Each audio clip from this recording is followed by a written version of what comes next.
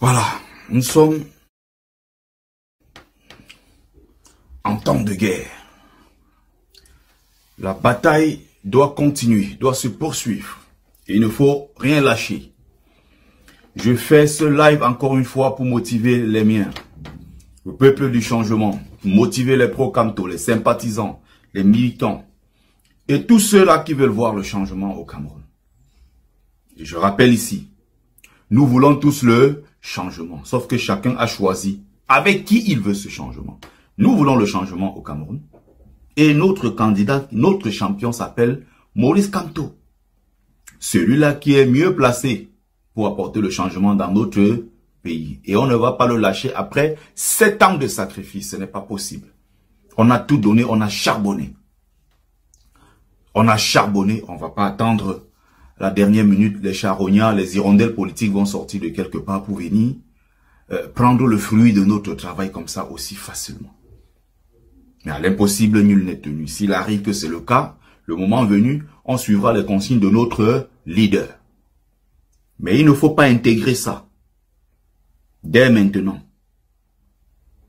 Il y a encore une étape qui est la Cour constitutionnelle. Et nous allons là-bas sachant qu'ils vont dire irrecevable. Sachant qu'ils vont se déclarer incompétents.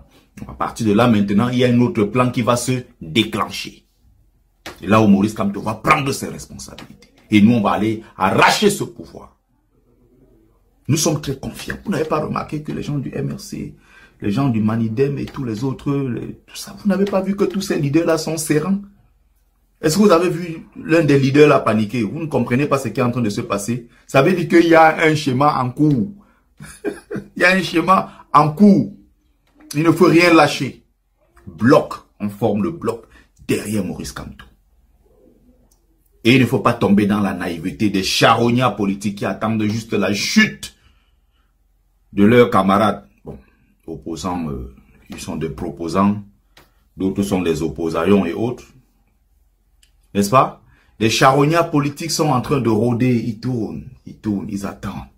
Ils sont en train de prier pour que, dès que la Cour constitutionnelle va rejeter le dossier de Maurice Kamto, qu'il récupère l'électorat de Maurice Kamto.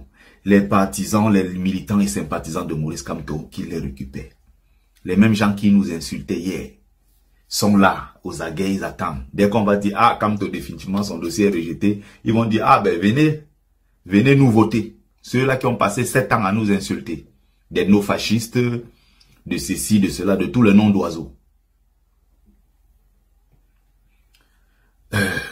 Une fois que j'ai dit ça, je voulais parler d'un cas, un cas spécifique, le cas d'Akere Mouna, le traître.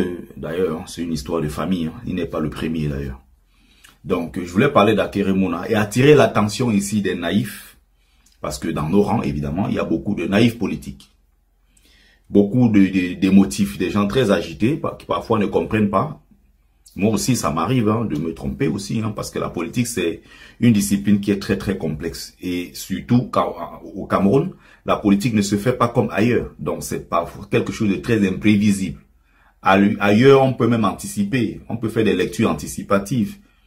Mais au moment où nous sommes en train de parler, si quelqu'un te dit qu'il maîtrise la situation, non. Même les plus grands analystes politiques se trompent sur le cas du Cameroun parce que c'est quelque chose de très complexe. La politique ne se fait pas au Cameroun comme ailleurs. Donc, nous sommes également en train d'apprendre. En 7 ans, moi aussi, j'ai beaucoup appris. Je vous disais la dernière fois que il y a une seule chose que je n'aime pas chez mon grand frère, le Nyamoro, Rémi Ngono.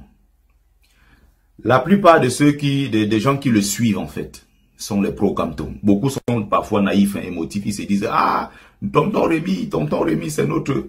Il suffit qu'il dise un seul mot positif sur Maurice Kamto. Beaucoup se déversent sur sa page. Rémi Ngono l'a connu à une certaine époque ici, où il a essayé un peu de s'attaquer et tout. Il a compris qu'en termes d'audience, il avait complètement chuté.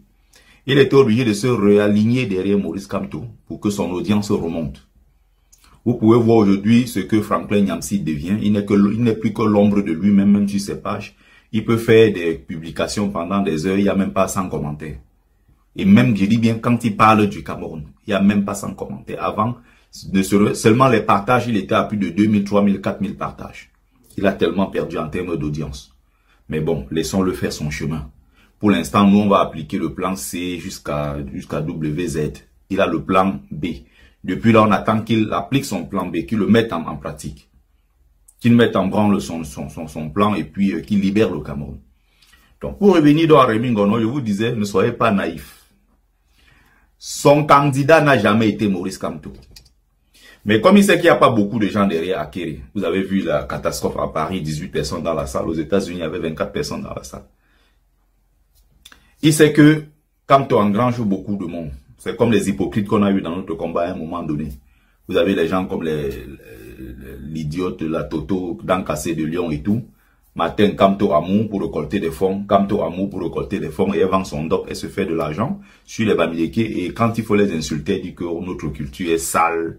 Nos chefs traditionnels ont des gros ventres. Les Bamileke ont ceci, les Bamileke ont cela. Bon, ils sont ceci, ils sont cela. Bon, voilà.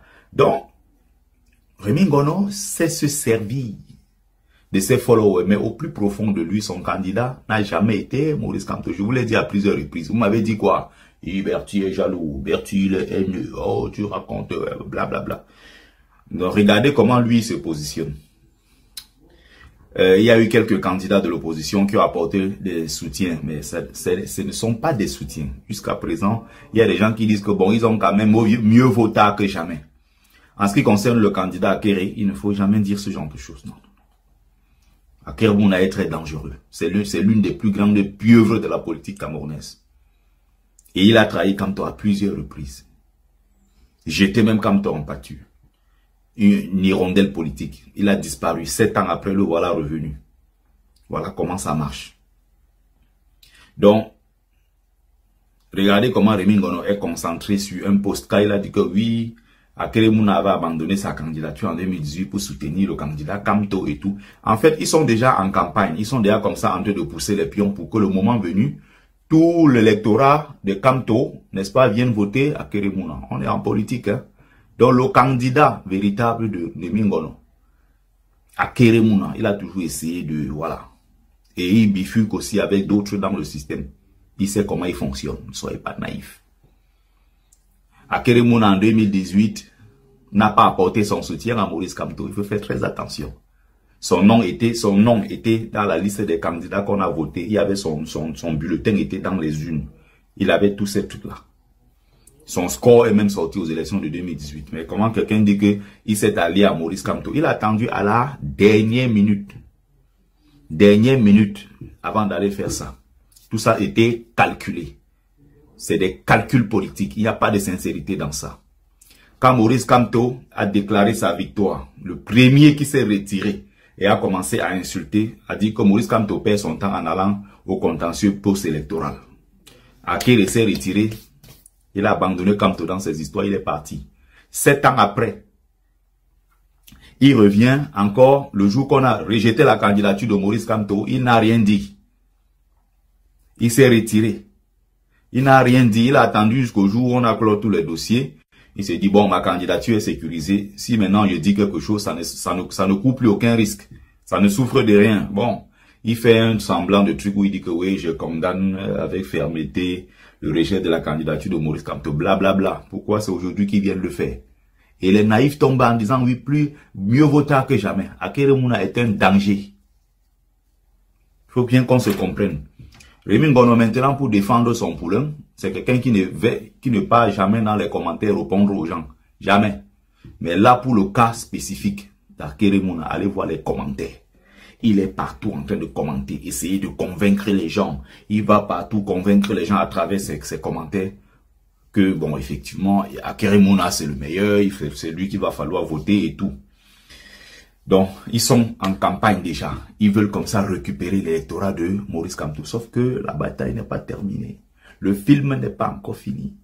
Il y a quelque chose qui se prépare. Il y a quelque chose qui va se passer. Donc, on reste concentré. On reste concentré. Le premier hypocrite de tous ces gens-là. Mais restons sereins, restons concentrés. On fait bloc derrière le président élu Maurice Kamto. Mais attention, je ne dis pas qu'à chaque fois, Maurice Kamto a toujours raison et qu'il faille toujours attendre le mot d'ordre de Maurice Kamto. Le peuple doit prendre ses responsabilités parce que tout ne dépend pas d'un homme politique. Le peuple a soif, a faim, a faim, a soif de changement, c'est au peuple de descendre dans les rues, prendre son destin en main. Si vous le faites, Kamto ne va pas venir vous dire que pourquoi vous l'avez fait. Il ne peut pas aussi facilement, connaissant le contexte, dire aux gens, allons faire ceci. Ou alors sortez, allez faire telle ou telle chose.